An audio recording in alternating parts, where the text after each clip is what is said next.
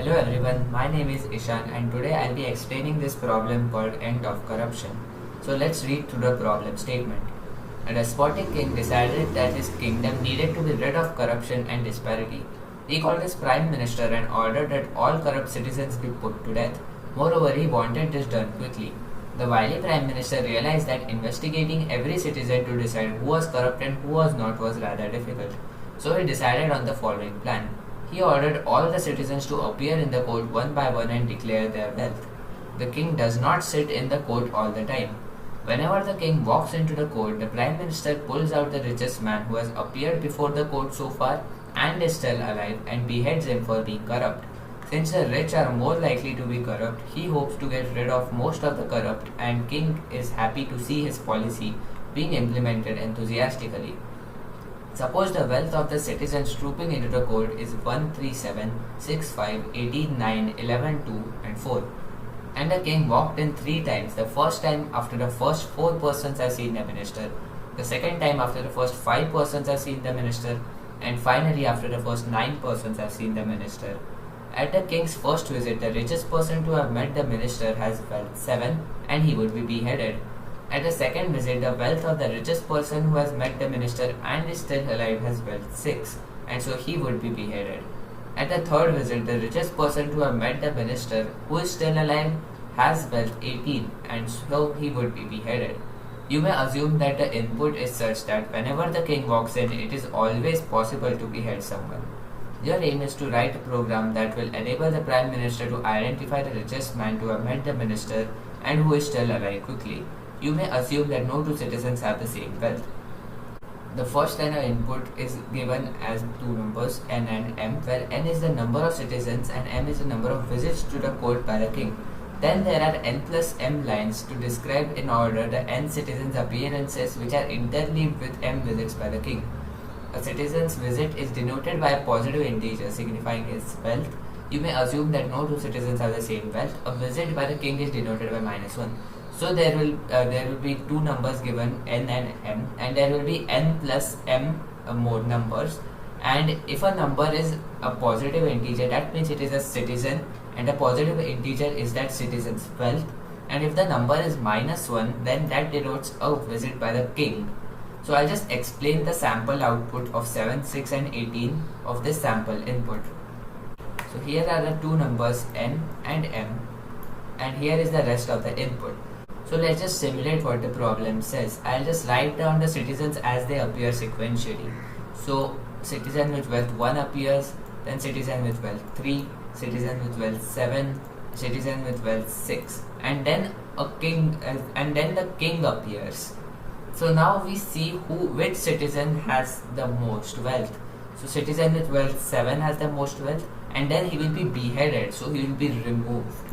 So now we are only left with citizens with wealth 1, 3 and 6. So let me just write that down here, 1, 3, and now 7 is removed, so now 6. And now let's just continue on. So as 7 is beheaded, 7 will be added to the answer array. So let's just add 7 over here. So this is our answer array. So that's 7. So now let's just continue on. We have citizen with wealth 1, 3, 6, and now 5 appears because we are done till here. We are continuing from here. So now citizen with wealth 5 appears, and now again the king visits. And now we see which citizen has the most wealth. So that's citizen with wealth 6, and then he will be beheaded. So we will also add 6 to the answer. And now moving on. From here, citizen with wealth 18 visits the prime minister, then 9, then 11, then 2, and then again the king visits. So now we see which citizen has the most wealth and what is that wealth. So the wealth is 18, and so he will be beheaded, and then 18 will be added to the answer, and then 4 visits. So this is our final answer, 7, 6 and 18, which is correct, 7, 6 and 18. We'll solve this problem with a priority queue. If you don't know what a priority queue is, you can read about it on cppreference.com. So essentially what a priority queue does is that it stores all the elements pushed into it sequentially from lowest to highest. So if I maintain a priority queue of the citizens as they are passed through, so I'll just do that. So in the priority queue, first we push in 1, then we push in 3, then we push in 7, and notice how all these are increasing, and then we push in 6. So what will the priority queue do? Well, the priority queue will go ahead and remove the 7, we'll put a 6 here, and then our 7 will be our topmost element now.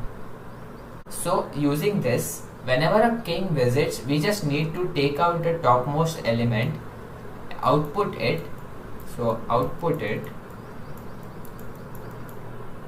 and then remove it from the priority queue.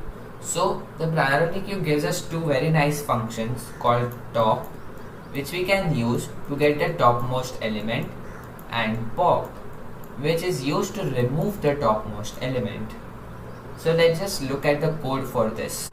Over here I have two integers n and m, which we taken from the standard input, and then we have a priority queue, and then for each of the n plus m inputs which we'll get as a number which I've taken in as x, and if x is -1, then it is a king's visit. So here, here and here in the sample input, those are king's visits. So now we just output the person who has the highest wealth, which we have discussed what is that the top function of a priority queue does, and then we remove it with the pop function of the priority queue.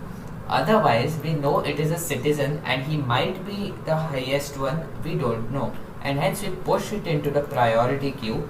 So the priority queue will automatically order it according to its wealth. So now let's look at the final time complexity of this solution. The final time complexity will be big O of n plus m log n. The n plus m comes from the n plus m input loop in our code, and the log n comes from the fact that q.pop, the priority q.pop and priority q.push are logarithmic. Thank you.